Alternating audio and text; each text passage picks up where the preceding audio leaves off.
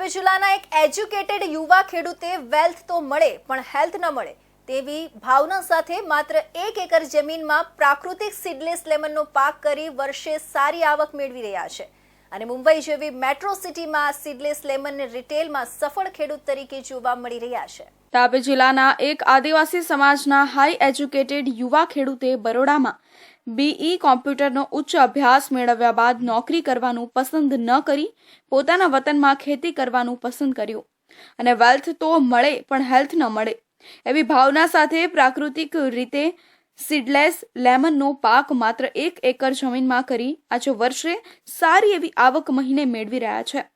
Seedless lemon બારેમાસ પકતો પાક છે। યુવા ખેડૂતે પોતાની નાની જમીનમાં લેમન સાથે આંતરપાક તરીકે શાકભાજી કઠોળનું પણ ઉત્પાદન મેળવી વધારાની આવક મેળવે છે। સાથે સીડલેસ લેમનને મુંબઈ સહિત રિટેલ બજારમાં વેચવાની સાથે તેમાંથી અથાણું પણ બનાવે છે। યુવા ખેડૂતે અન્ય 5 જેટલા ઈસમોને પણ રોજગારી પૂરી પાડી જિલ્લામાં સીડલેસ લેમન ઉગાવતો પહેલો સફળ ખેડૂત બન્યો છે। હાલમાં હું પ્રાકૃતિક ખેતીમાં સીડલેસ લેમનની ખેતી કરું છું અને આ સીડલેસ લેમન તાપી જિલ્લામાં મારા ખ્યાલ પ્રમાણે તો હું એકમાત્ર ખેડૂત એવો છું કે જે સીડલેસ લેમન કરું છું કે આ સીડલેસ લેમન પસંદ કરવા પાછળનું કારણ એ જ છે કે આની આવક બારેમાસ રહે છે, કારણ કે બારેમાસ આનો લાગ રહે છે।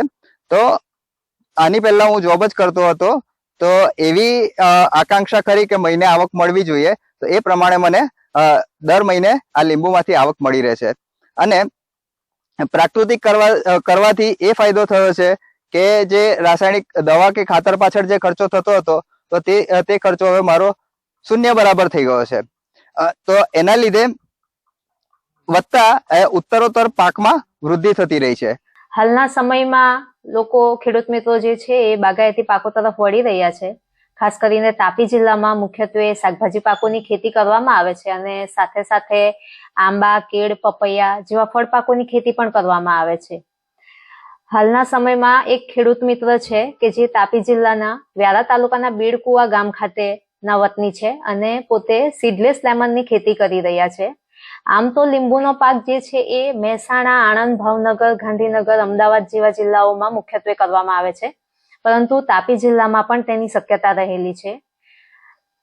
હવે તાપી જિલ્લામાં જે પણ આ ખેડૂત મિત્ર છે એ પોતે લીંબુની ખેતી તો કરે છે અને એમાંથી જે આવક મેળવે છે એનું વેચાણ દ્વારા પણ આવક મેળવે છે અને સાથે સાથે એ એની મૂલ્યવર્ધિત પ્રોડક્ટ પણ બનાવે છે।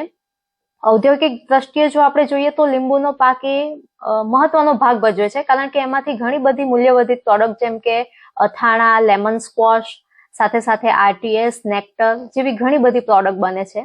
હવે આ કાળા માથાના માનવીએ વધુ એક ડગલું આગળ વધીને લેમન પાવડર બનાવવાની તજવીજ હાથ ધરી મૂલ્યવર્ધિત આવક મેળવી નાની જમીનમાં કઈ રીતે પોતાની સૂઝબૂઝથી ખેતી કરી વધુ આવક મેળવી શકાય તેનું ઉત્તમ ઉદાહરણ પૂરું પાડ્યું છે।